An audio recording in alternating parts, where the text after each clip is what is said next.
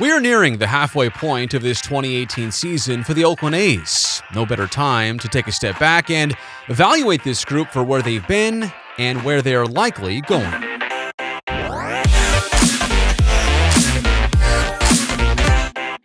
First off, they have flirted with a .500 record nearly the entire time since opening day.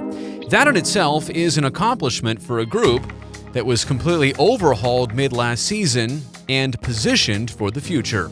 Behind the dish, Jonathan Lucroy was a late addition to this group in spring, but he has been nothing short of imperative in both leadership and performance, keeping the pitching staff together and keeping opponent base runners from making any difference. Matt Olson is on pace to reach somewhere around the 40-homer mark in this, his first full MLB campaign.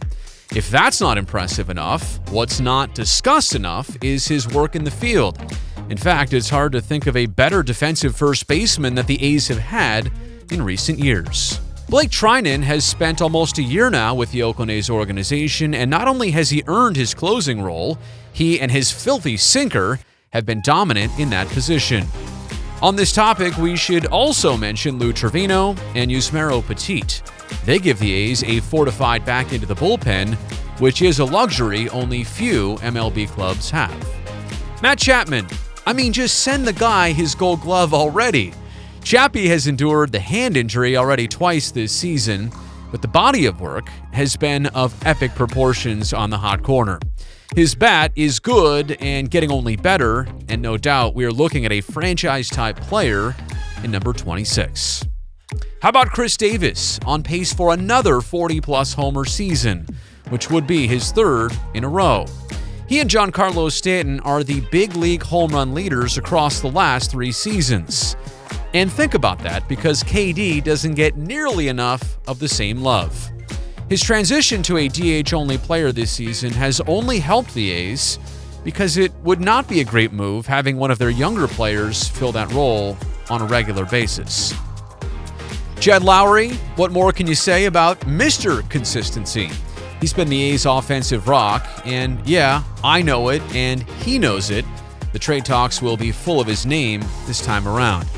Now especially that he's got some third base action under his belt as well. The guy can flat out rake, he's been a great teammate for the A's, and I think the longer they can keep him, the happier everybody will be.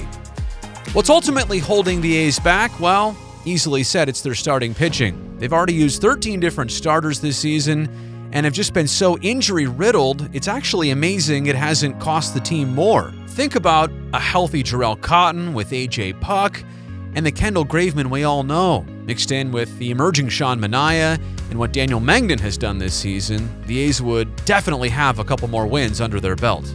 Speaking of coulda, woulda, shoulda, the A's home record and their record against AL West opponents have also been costly.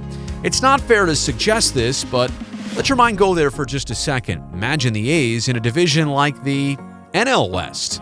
They'd be contenders as is right now, and we'd be discussing them in a much different way. In conclusion, if this team can hold steady like they have so far through 162 games, well then I'll be pretty happy.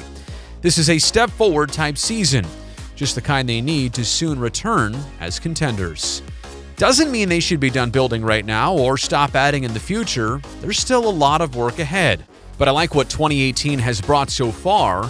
Even though I think they're capable of more, I'm glad the A's have not given us any less.